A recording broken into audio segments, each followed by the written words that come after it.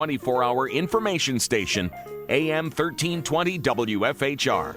It's time now for the Morning Magazine, brought to you by Comfort Air Heating, Cooling, Plumbing.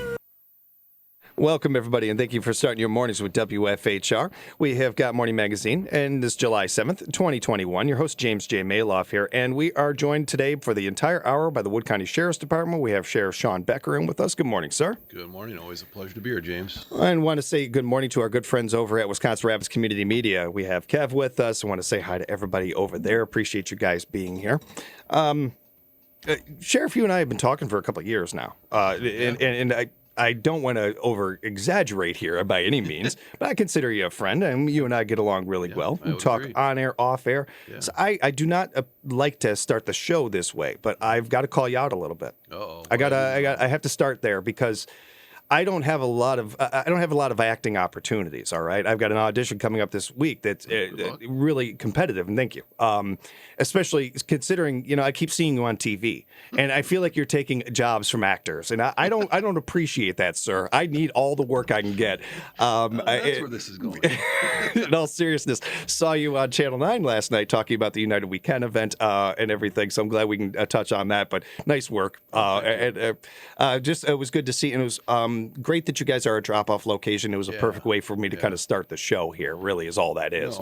And thanks, James, for bringing that up. We've got a great partnership that we established with Trent Minor, our county clerk, and it's ideal to have the courthouse as a drop-off point for Stuff the Bus. It's a great way for folks to give back to the community. We're helping out our local students, get them prepared for the upcoming school year, which hopefully will be a little more normal than last year. Yeah. But it's a great opportunity for the Sheriff's Department to partner with our clerk's office. So we're both right there. We've got the security station set up there. They're well established now. And so if people want to come in with any of the items that we're looking for and just leave them with our security staff, that'd be great. And we will make sure that everything that you drop off, as long as it's on the list, we'll definitely get down to, I believe it's Lunch by the River with the United Way, which is the drop-off point here coming up soon. So we encourage people. I look at the best way to do it is go get a backpack and just go into the school supplies area and just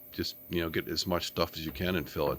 And I know that it's so appreciative, around our community here. So it's a great partnership. Again, thank you to Trent Meyer, great guide. He's been doing this for several years, and it's just a tradition that we piggybacked on just because it made sense of where we're at, and it's easy. Like, you don't even have to go through security. All you do is have to just walk up and give it to our staff, to one of our deputies, and we'll make sure it gets to the right people. It goes so far for these kids. Being one of those kids, I can tell you. I mean, in just talking to parents of kids that have received these supplies and everything, and how much it means. I said the United Weekend event because I got that on the brain because that's coming up in a little bit. But the Stuff the Bus event, there are other drop-off locations. I encourage you to look at the website uwswac.org and find those. We'll get into the locations a little bit more detailed during Over the Back Fence today. Sure. But great points, and that's interesting to hear that you don't even have to go through necessarily security, all that. That's smart. Just drop it off to one of our deputies, and again, you can trust us. We will collect everything, and it went over really well last year, so we're hoping we can get the same results. And there's kind of a interdepartment competition with other offices, within the county. I think we've got an upper hand a little bit, but a lot of our staff will always collect some funds, and then have our front office staff help us out to go pick up some items that are needed. And like I said, we'll make sure that they get in the right hands. Wanted to start off with a congratulations, a mazel tov to you and yours, to your family, and especially your daughter. Yeah. My daughter, Jordan, she's a Wood County dispatcher, got married last Saturday to her longtime fiance. I think they dated 8 to 10 years, but what a moment from the time that they got engaged.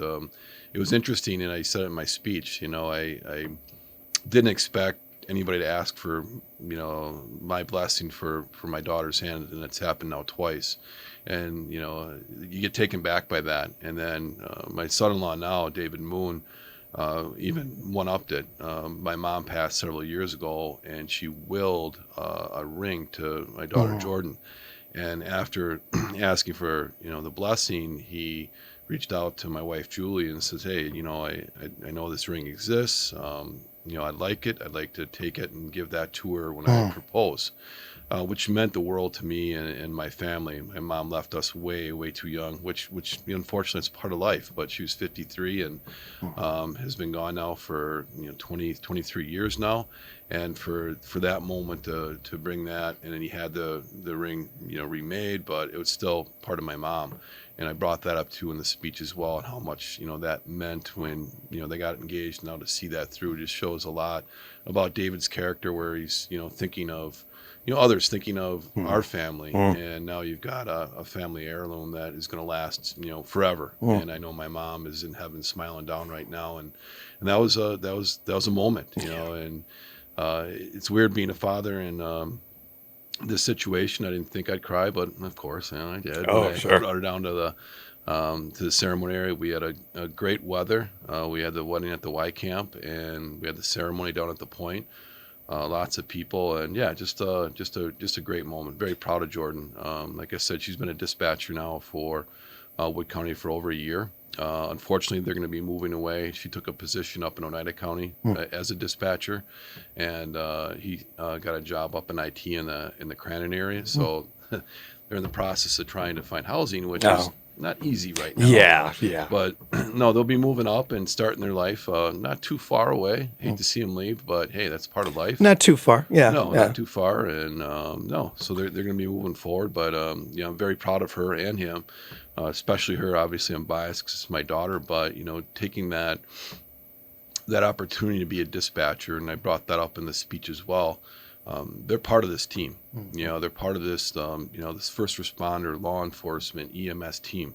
They have the biggest role a dispatcher does. They take the initial information to keep the community safe. And I made that very clear. And it's just a position that I love to see her grow into and continuing. Whether she's a dispatcher here in Wood County or Oneida County, she's part of the team. And that was really important for me to let people know that getting the opportunity to be a teammate of your child is huge, especially later in life. And that even is further illustrated with aqua skiers.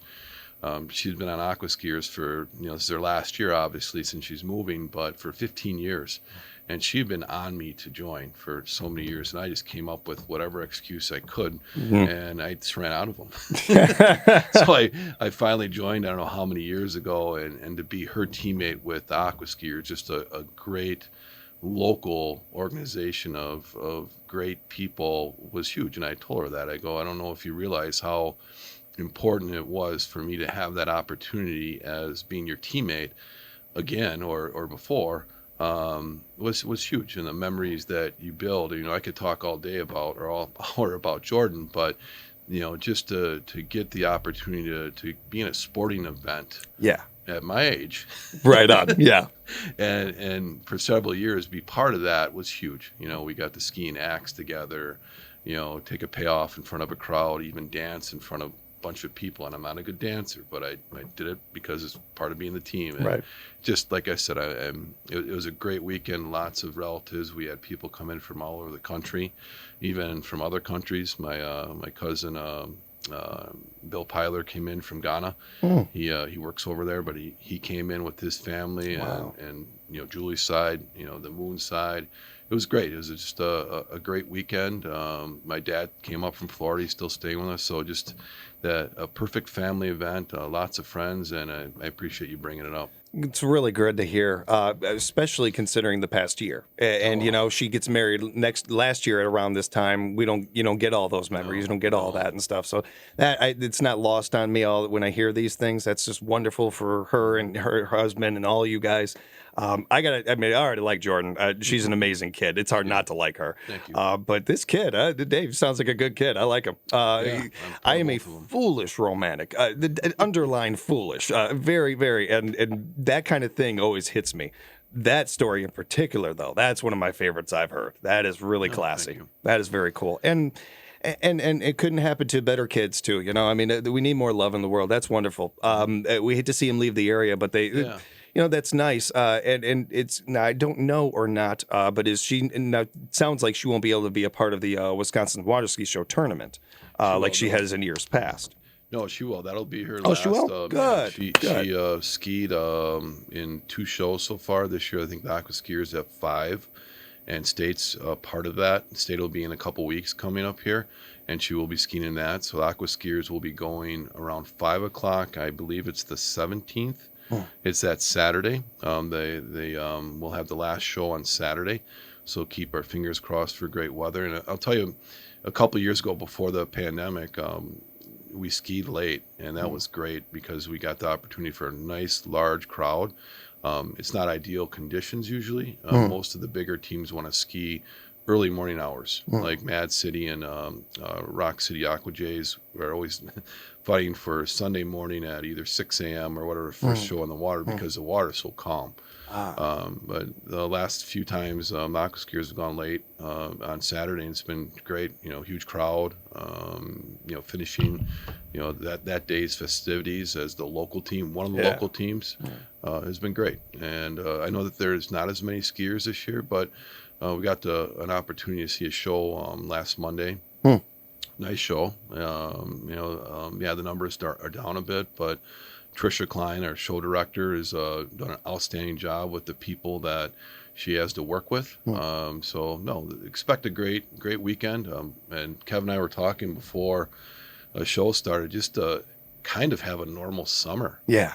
We had last week of 4th of July with fireworks, people getting the opportunity to be together, parades. It's just it feels really good to have some level of normalcy and to see this the state tournament come back, where last year it wasn't then the what ifs going through everything. But no, it's great to have a level of normalcy, and that takes a lot of teamwork within the community to make that happen, and we're looking forward to it. With the tournament, we bring in a lot of new people to town, a lot of visitors, those sorts of things. With being a year removed from it and everything, is there stuff that we should be reminded of, or just a good refresher as far as welcoming these people to town and things to expect, that sort of? Well, just go back a couple years. Remember how busy it gets. You've got a lot of people coming from all over the state and other states to come and watch this huge event. It's one of a kind. I tell people, if you're interested in water skiing or just want to see a huge event, come out there. There's so many different teams that from 3 different divisions. There's individual competition, but you're right, James. It's going to be busy. It's going to be a very busy weekend for the county. Not only the state water ski show is going to be going on, but Vesper Days is coming back. All right. Where they used to have that event called the Vesper Fireman's Picnic, and now they changed it a little bit, but that event's coming back. And that's going to be during the same weekend.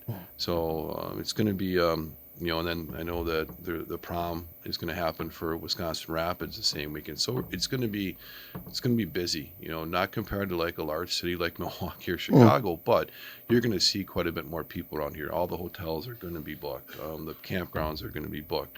We're going to have, extra law enforcement out there just to remember that, just to keep people safe. We've got a lot of grant patrols going on that we combine with all the other local law enforcement agencies that the state provides funding for. And those are really necessary. Those are targeted patrols that we put out there, especially when we're busy. So we can have some extra people out there, and it's not to, arrest people and cite them. You got to look at the big picture. It's about, keeping the area safe. So, no, the biggest reminder is you're going to see a lot of people here. And yeah, we had a year of not that, but I think it's a good sign, the direction that we're moving forward in. Yeah, extremely. Having all these events and these kind of things. One of the things that I wanted to touch on, kind of rewinding a little bit, just since we're talking about this and welcoming people to the area, having events again and that sort of thing.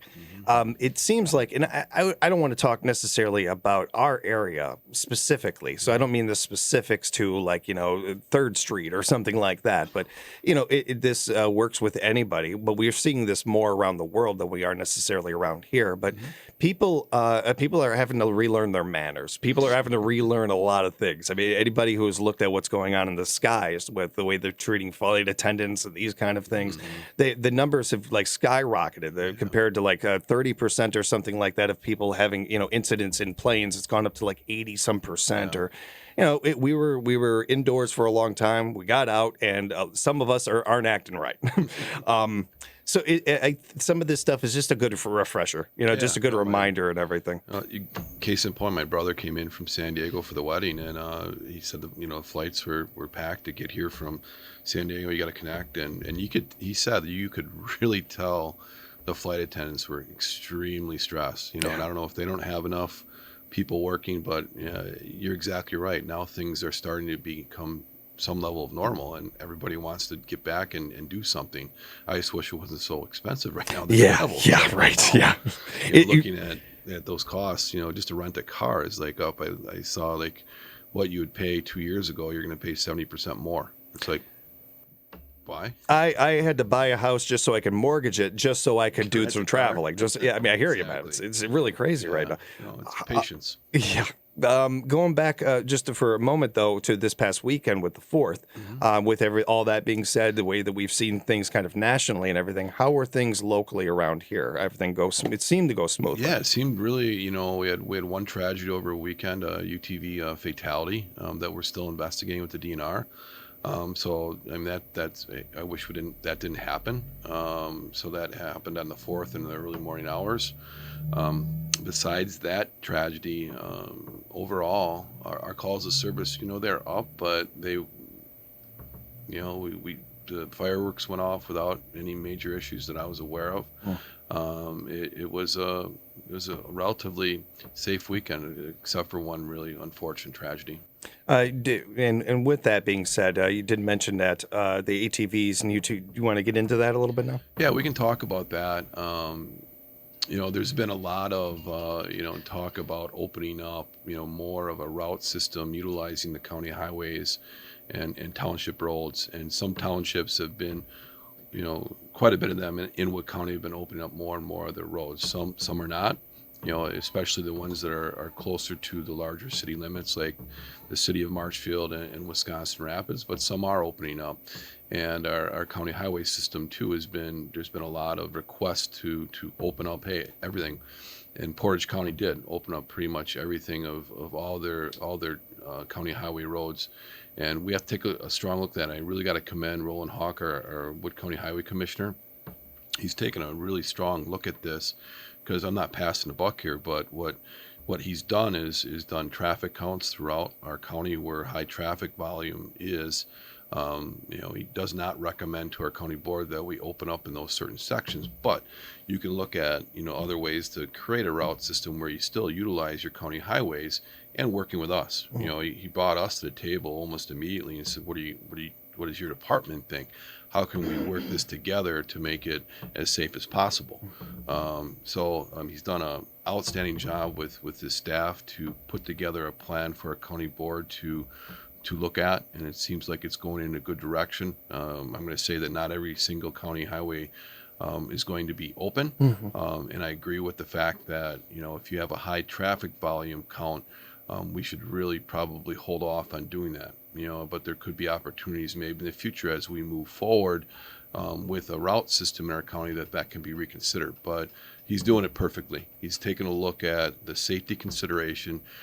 He's working with us, the DNR, and our county board to say, okay, what is the best way to do this?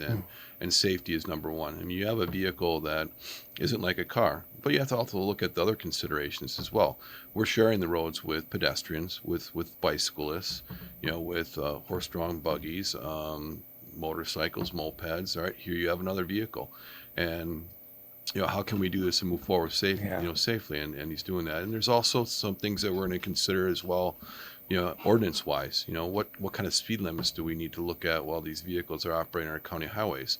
What about insurance? Liability-wise, you're requiring us in a car or a motorcycle to have insurance. Well, the county can require us to, if you're going to operate a UTV or ATV on our roadways, you should have insurance. And I think that's kind of a no-brainer, isn't it? The state's requiring that. I don't mean to cut you off. So it's not a state requirement to have insurance. That is news to me. I do my homework on this stuff, and I didn't even know that. So I agree with you. I would think that you would. That seems pretty crazy to me, actually. But but then you look at the opportunity it gives the county to say, okay, we're going to require it. If the state's not going to right now, we'll require it. If you don't have it and you're operating, you could get cited for it. So there's a lot of thought process going into this as we move forward, which is good, because if you just jump right into it, I think you can ask for some problems. Unfortunately, like I said, there's going to be tragedies out there, and we've had a few already. And that's unfortunate, because all of them could probably be prevented, whether it's through safety, seatbelt usage, helmets, speed, things of that nature. They're out there, unfortunately, and those are very hard to deal with. I know, a couple families are really struggling right now, and I understand that. It's just a tragedy, but we as a county can look at this and move forward to try to do this as safe as possible.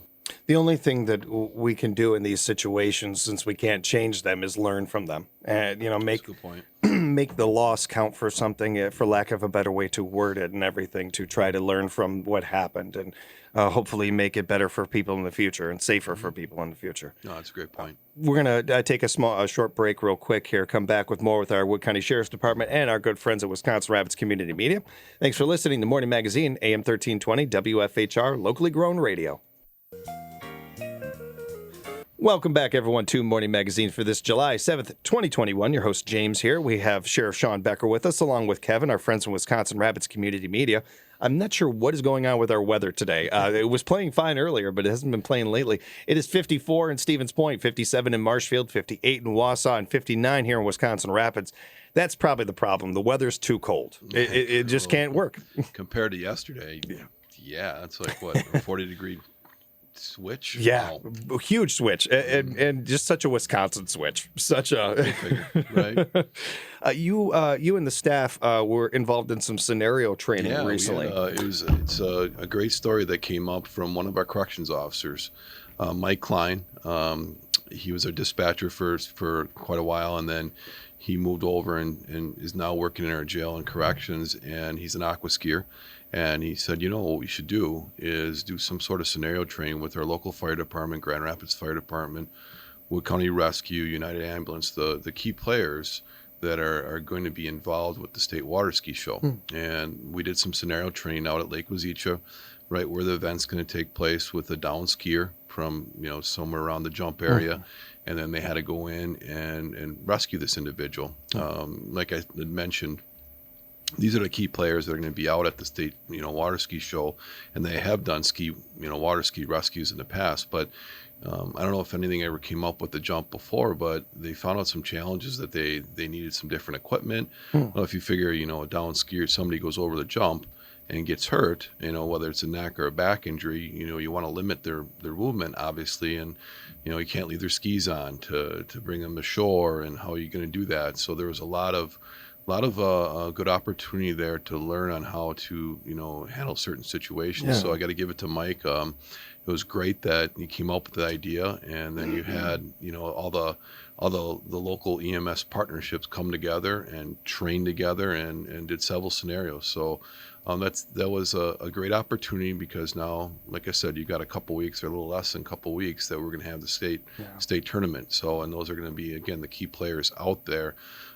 throughout the entire event. So I imagine you guys don't get a chance to do many things like that very often. So while you may probably communicate it a little bit, any extra reps, if you will, to work together is got to be really helpful. The best training that I believe that you can get, throughout my career, is the scenario type stuff. Yeah, there's a lot of value in, a classroom type setting, but then if you can get out in a scenario type setting and apply what you learned in the classroom, really brings it together. So we found that out with law enforcement training, but it's the same with EMS stuff, where, and we do that, as often as possible, especially working with your other fire departments, other law enforcement agencies, because who do you count on for backup? Yeah. And everybody needs to be on the same page. It's like our special, response team, Wisconsin Rapids Police Department has one, Marshfield Police Department has one, and we're in talks of trying to maybe combine. It might be a good opportunity when you have 3 teams. Granted, there's a couple, Wisconsin Rapids and Marshall aren't, they're 30 miles apart or so. But it still might be a really good opportunity. A lot of other counties do this where you combine your resources, Right. and you be able, you have a better opportunity to serve the public in some, hard situations. But that's just part of it. And then that just goes back to, where our Wood County Rescue can really work with any of the fire departments upon request. And we have, during the winter months, we had the Vesper Fire Department put together a down snowmobiler, and then we ran that as a complete scenario of, deputies coming across it and working through that. That just better prepares, all of us for tough situations like that. When it comes to doing these scenarios, it seems like to me it's well thought out and planned as they are. And I've talked to some of the instructors at Midstate about this. One of the most the best tools about this is you find out doing these exercises as well planned and constructed as they are, almost in an umbrella. You still have things happen that you wouldn't plan on or you didn't expect, even in a simulation that can happen. Yeah. So those are really wonderful learning tools too, I imagine. Oh, exactly. I mean, even when a tragedy or a situation happens, none of them are the same. But you can train to respond to those and adapt to that situation, so you can help people out. So it was really bad. Again, I really have to thank Mike Klein for coming up with the idea, and then taking it and running with it, and then the other players, other people that are key stakeholders to come together and make it happen. So it was a great training opportunity for us, and the timing couldn't have been any more perfect, to be honest. And we had talked a little bit more about with the state water ski show coming up and how busy it's going to be, but we've been having some issues at Lake Wazicha where once the aqua skiers put out the jump, people see it as an opportunity to swim out to, which is dangerous in itself, and then getting on top of the jump and jumping off themselves. And we've had a lot of complaints on that, and people need to realize that that's trespassing, number one, and it's not safe. Right. You have boat traffic still going back, and the lake's still open, and there's just a lot of safety concerns there, and I just want people to realize if you're caught out on that jump, you're going to get cited, and it's not worth it, not only for getting cited, but it's some really big safety issues there, and it seems to happen unfortunately every year. But I'll tell you, this year, once we put the jump out there, it was like an open invitation. People thought to go out, and I get that you're trying to have fun, but you have to look at the big picture of these things. And I get it. It's been warm out, and hey, it's great that you're using, Red Sands Beach, when the aqua skiers aren't out there, practicing or competing or having a show, or White Sands. Either way, have fun, use the park, but don't destroy any of the equipment. There's been some vandalism that's been going on out there, and that seems to happen every year, and that is so disheartening because that takes away from everybody utilizing, just a really nice park. So it's frustrating. It's frustrating for the aqua skiers, but it's really frustrating for us. And I know that the county is going to be putting up some cameras, and they're going to be strategically placed out in the Red Sands area. So, and it's just to keep the place secure and safe. And please don't wreck any of the equipment or stuff out there, because it's something that we all use. Yeah. Take pride in your community. Take pride in these things. Right. Can we touch on, just and I don't know how much you know of this, but whatever you can add to the conversation as far as like that ramp goes, like to anybody who's even thinking about swimming out to that or something like that. That's in the deepest, if not the deepest, I'm guessing one of the deepest parts of the lake, I imagine. Yeah. To speak to your point about just swimming out there is even dangerous. Yeah, there's a swim area that you're supposed to stay in, and I think it's generous. It's a generous area of the beach that everybody can be within and utilize. So you're swimming beyond the buoys. And that's, again, where you're having boat traffic go back and forth with people tubing and skiing or fishing. And then the jump is even beyond that. It's more than halfway through it's close to about halfway between the north and south shore of Red Sands in that area. And it's quite a bit of distance to swim out to. So, there in itself, it's dangerous, and you got the boat traffic and like I said, jumping off the jump, that's not very safe either. I know it can be fun. I get that, but there's really big safety concerns there. And it's not legal. It's technically trespassing. Right. And it's very frustrating for a lot of us, like the people from the Wood County Parks Department, aqua skiers, Grand Rapids Police Department, the Sheriff's Department, because you're just kind of wrecking it for everybody. And we were fortunate in this town to be able to host that event. Being able to do those kind of things are not a birthright; they're a privilege. And we lose out on privileges the more that we act like knuckleheads, the more that we mess things like that up.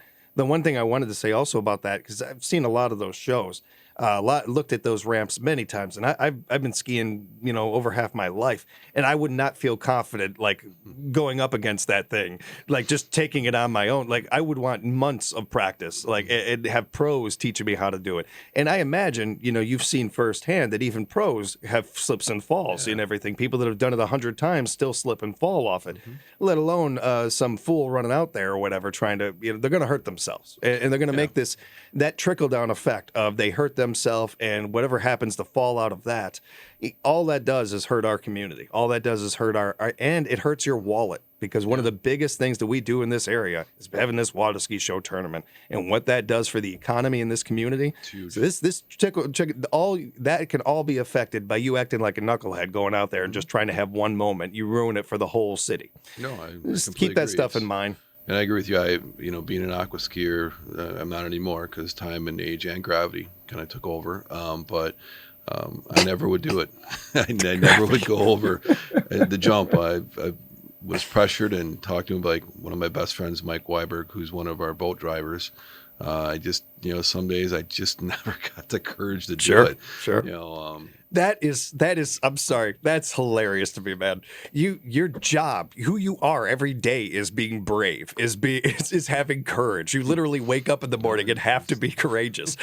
But limitations when it comes to skiing. I found that out. I tried barefooting. That I got a video that someday maybe I'll show you, but I knew what my limitations were on the team. It's good to know that. It's good to know your limitations in life. Yes. But I first up, that really does speak to, again, how seriously you should take that kind of thing. I mean, that's not nothing to mess around with. But I appreciate the honesty there, because I think that's something everybody can relate to. There's plenty of things we're brave at, and then there's that one thing, or there's certain things that we're just... A couple things. I never tried it, and I don't think I ever will. Sorry. Yeah. You'll be okay without that one. Huh? Have that in your will. Was there anything else you wanted to mention about that, or the event's coming quick? Let's hope for great weather, and and you're right. Lance Plymouth talked about the economic impact that this event has for Southwood County and beyond. I mean, this is a big deal, and something that we as a community can be proud of. We can be proud of our, of course, I'm biased with our local ski team, the Aqua Skiers, but plenty of other teams that come up here. They help out. They take pride in being part of this history, and it's something, again, our community can be proud of, that we've had for over 50 years, and we don't want to jeopardize that, because it's something that so many people put on their calendar. Whether or not they're from the Southwood County area or not. People come here for that event, and it's something that we should be really proud of. And I think especially with vandalism and a lot of these things, we think of kids immediately, teenagers, that sort of thing. And, one of the counters to not vandalizing is pride, taking pride in your community, those sorts of things. That pride has to start somewhere, and not at all to point the finger or anything like that. I don't mean it that way, but that starts with adults and us showing our own pride in this community and how we treat this community and stuff. So while you can't do a whole lot, teenagers are going to be teenagers, that kind of stuff. We can set good examples. We can do that and show that what this area means to us, those sorts of things. Oh, I'd agree. We certainly want to touch on this, the city jail. I feel like this is one of those topics we can just go ahead and mark this on our, checklist that we're going to be talking about this over the next couple of years. It's interesting, that we've been talking about it for a long time, probably the early 2000s when, the county, talked about the jail and potentially building a new one, and they didn't make the move then. And I like to tell people, well, the big change that has happened now is what? Price tag. You had a facility that was about the same size as what we're going to build now. Back then, it would have cost, around a little over $20 million. Now we're up to 58. So, I mean, the longer we wait, we know what's going to happen. Right.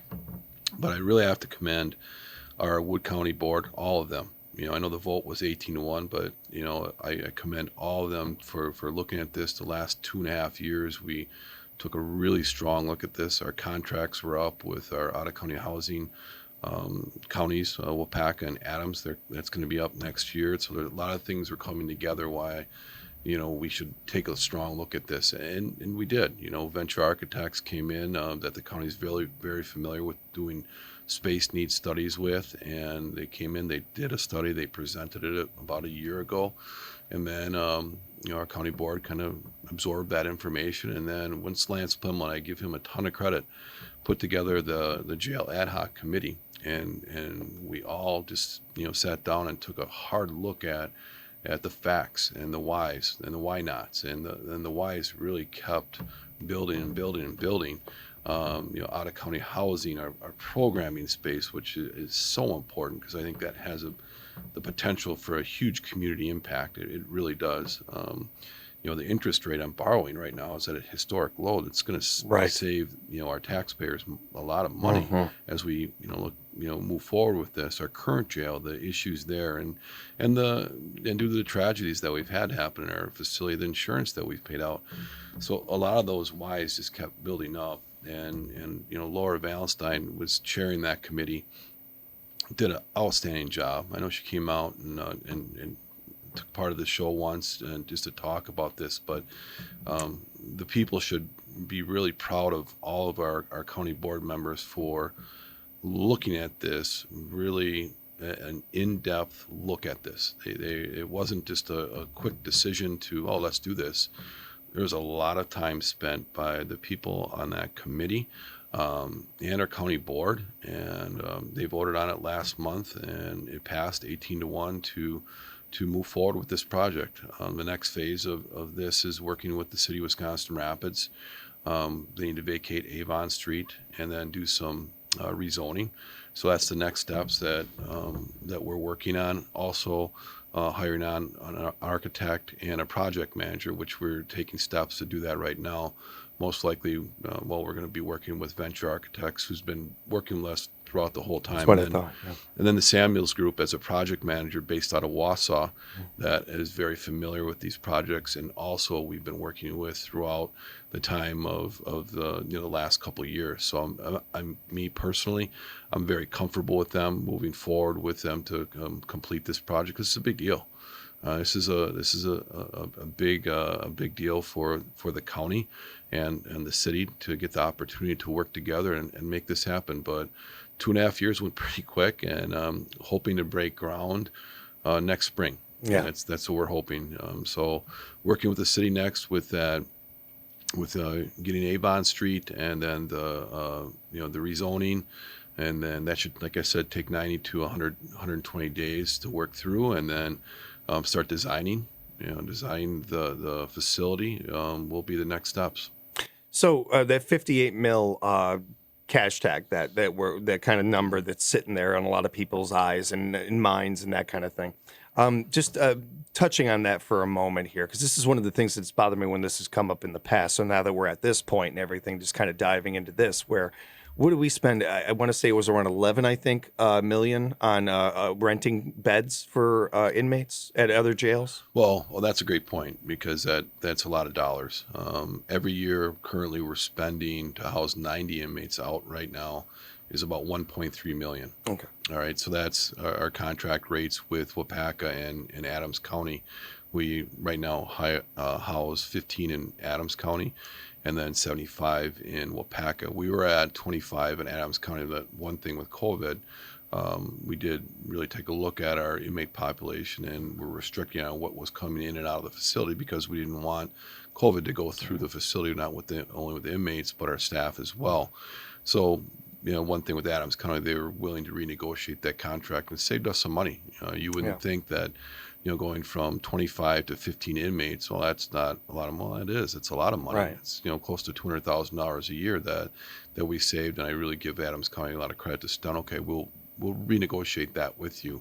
So it saved us some money there. But I'll tell you what, our inmate population is growing now that the the Wood County legal justice system is starting to catch up, from all the restrictions that were going on from COVID. Things are starting to get back to normal there, and our inmate pop is going back up. And I fully expect we'll probably be housing more people out of county close to another year, just because we're starting to get back to that point of, what our inmate population was, before COVID. I mean, we were looking at 40 more bed spaces like a couple weeks before the shutdown, where we were going to have to go back to, we were asking Wapaka for more space, Adams, and all the way out to Winnebago County, because we were at full capacity in our facility. We house 132 people.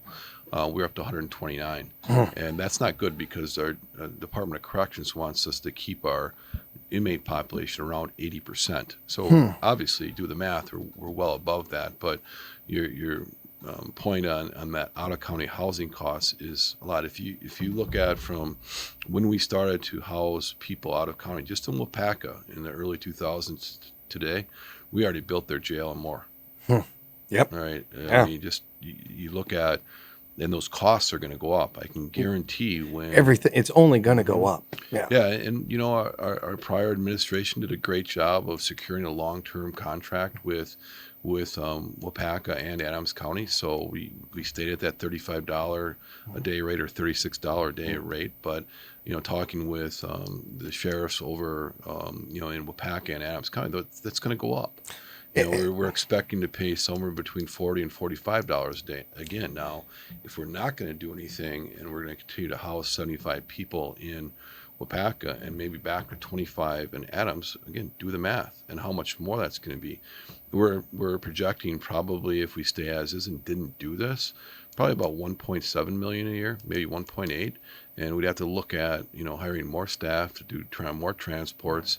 And what do we do when we run out of room between Adams and Wapaka? Then we have to look at other facilities. Clark County's, mentioned, hey, we've got room, and so that's a big cost, and I'm glad you brought up and gave me an opportunity to talk about. Yeah, it was one thing I wanted to bring up as far as an example of the cost saving that is going to go on. And you think you're spending a lot here, but if you add all of these things, that program, other things up, jail maintenance that needs to be done because of it being older facility and stuff, all these things add up. And if you add up to that, I almost guarantee you that you're going to get close to 58 mil. You're going to get right there. You're going to get pretty close to it, if not over that. And certainly to the point that you have had a number of times, and certainly I and Lance have talked about this, you keep kicking this down it's just going to be, next year it'll be 68 mil. Year after that it'd be 70. It's just going to keep going up. And one other thing I want to mention just about the prisoner being, prisoners being put out of town and those kind of things, housing inmates at other jails. I know this does not matter to a lot of people, but we talk a good game about wanting our prisoners, people to go in and come out and be, benefit society, be better people.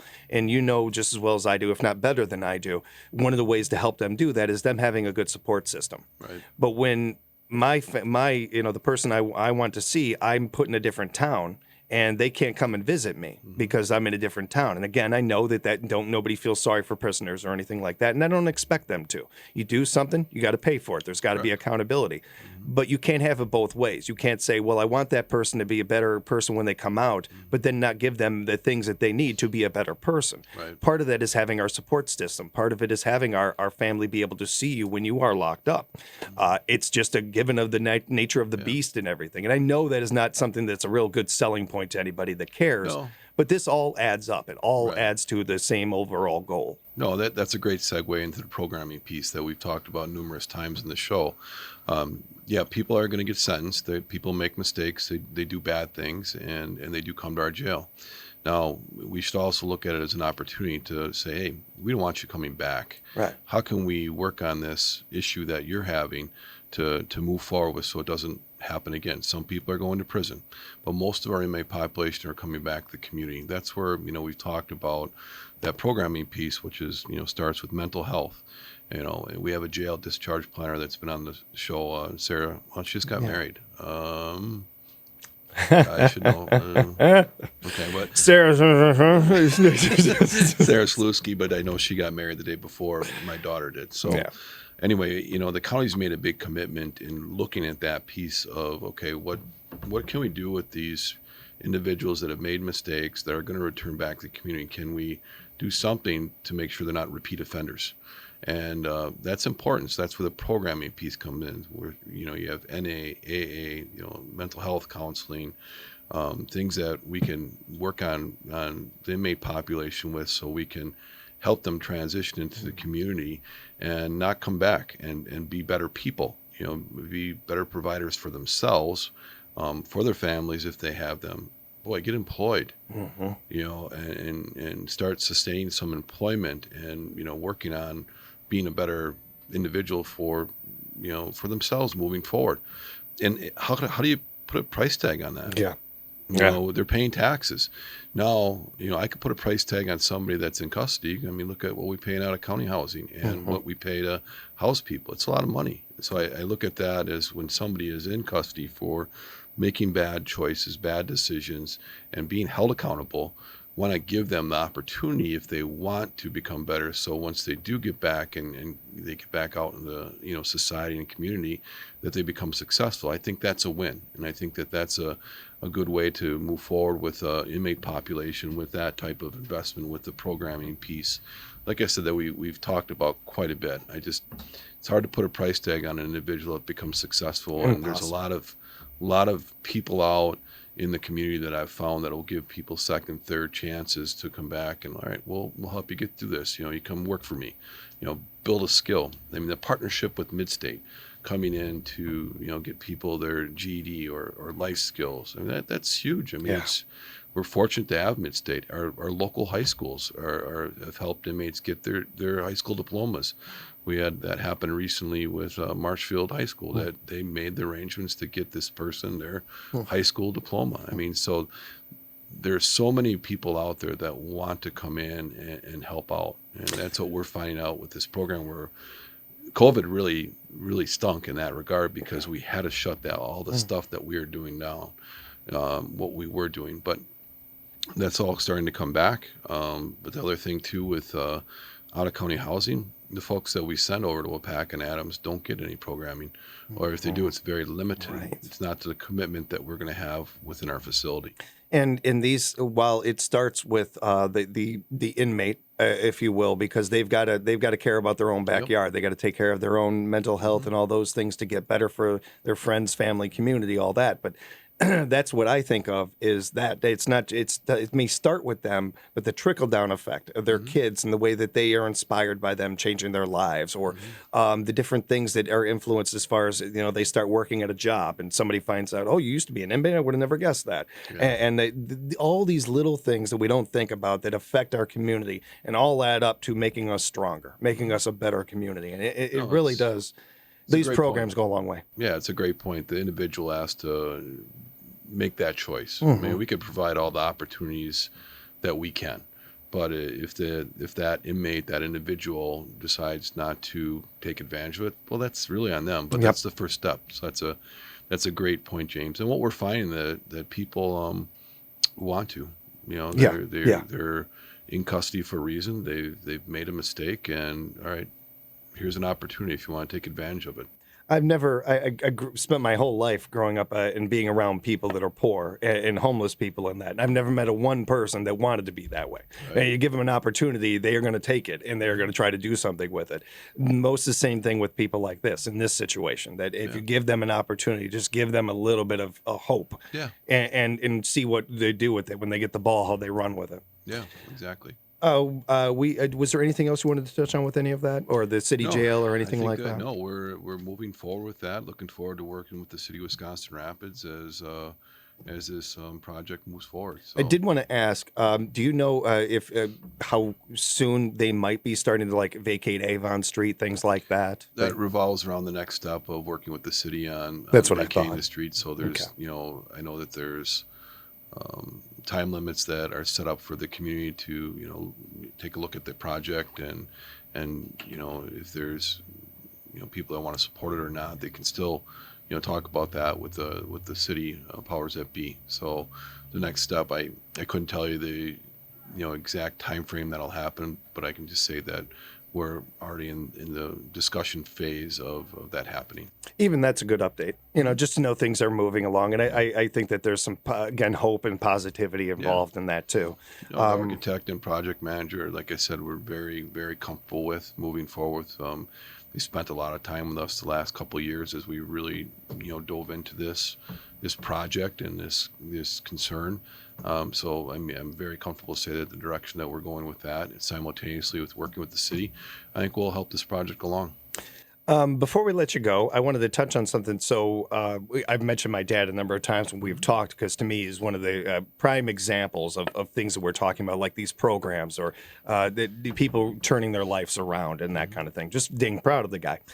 He's turning 60 something today, because I'm not going to get him in trouble and mention his name, or mention his exact age, but he's 60 something, But he, I like to take questions from our listeners from time to time, and he had one. So I thought I'd throw that out there with it today, because he, one of his favorite things in the last 2 years has been trading cards with you. Oh. And he was wondering, he's like, hey, do they still do baseball cards? Do police departments, do sheriff's departments? You guys still have cards and those kind of things and stuff? And do you know if they've looked into doing that again, or especially with wanting to build better bridges with our communities and stuff? No, the great question. We looked into that before. The Green Bay Packers and the Milwaukee Brewers still do them.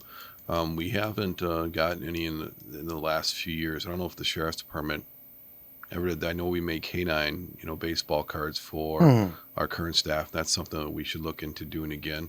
But I know Wisconsin Rapids Police Department did take part of that program, I believe, last year. I'm not sure about the other police department, but it's still a program that's out there, and something that, being that I'm a collector, you think that I'd be giving you a bunch right now, right? For your dad, but no, I enjoy trading with him as well. We enjoy the time. Thank you so much for being with us again, sir. Always a good chance. Thank you, and again, Mazel Tov to you and yours. Congratulations to the family. That's so cool for her. Really happy for you guys. Again, want to say hello. Thank you to Kev and our friends at Wisconsin Rapids Community Media, doing an amazing job as always. Appreciate them, and thank you to you and all your staff at the Sheriff's Department, not only for all you do for our community, but putting up with me for an hour as you do every month. That's easy. And just hanging out all the positivity that you have done. We're very fortunate in this area in the last couple of years, especially. I take a lot of pride in what the work that you guys do. I hope that you guys feel good from it as well. No, I appreciate hearing that. It's all about teamwork. Right on. Yeah, agreed. We'll have more Morning Magazine for you tomorrow right here on AM 1320 WFHR.